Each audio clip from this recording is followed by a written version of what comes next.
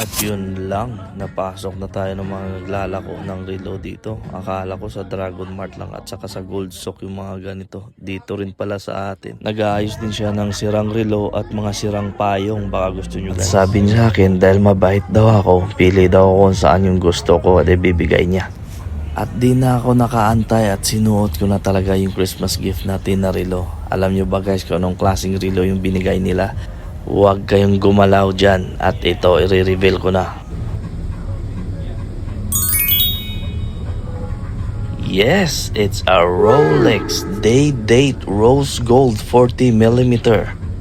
At ang presyo nito ay tumataginting na 4,200,000 something sa Pinas.